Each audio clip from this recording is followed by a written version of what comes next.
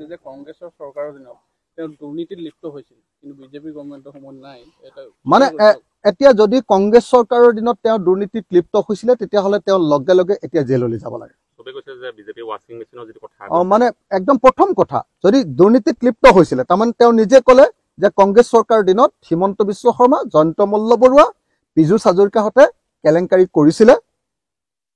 syndicate চলাইছিলে হিমন্ত বিশ্ব শৰ্মাৰ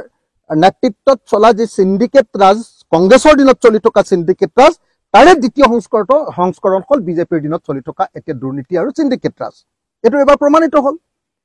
এতিয়া এই প্ৰমাণ হোৱাৰ পাছত আচলতে মন্ত্ৰীসভাৰ পৰা মন্ত্ৰীজনক বৰখাস্ত কৰিব লাগে নে নাই কিন্তু কৰিব জানো নকৰে কাৰণ সেই মন্ত্ৰীজনৰ গুৰুজন হ'ল আচল সিন্ডিকেট মাষ্টাৰজনে হ'ল হিমন্ত বিশ্ব শৰ্মা যেহেতু হিমন্ত বিশ্ব শৰ্মা গোটেই এই পীযুষ হাজৰিকা বা জয়ন্ত মল্লৰ গুৰু গতিকে হিমন্ত বিশ্ব শৰ্মাই পীযুষ হাজৰিকাক কেতিয়াও বৰখাস্ত নকৰে জয়ন্ত মল্ল বৰুৱাক কেতিয়াও বৰখাস্ত নকৰে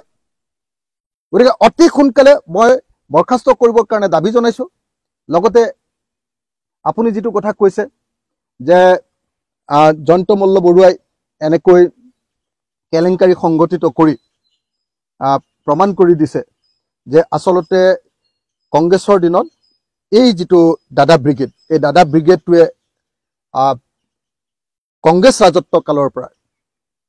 কাৰ শাসনৰ পৰা মই নাজানো কংগ্ৰেছৰ শাসনৰ কালৰ পৰাই যে আচলতে এই কেলেংকাৰী সংগঠিত কৰি আহিছে এইটো প্ৰমাণিত হ'ল আৰু এই প্ৰমাণ হোৱাৰ কাৰণে মই ভাবো যে জয়ন্ত মল্লক গ্ৰেপ্তাৰ কৰিব লাগে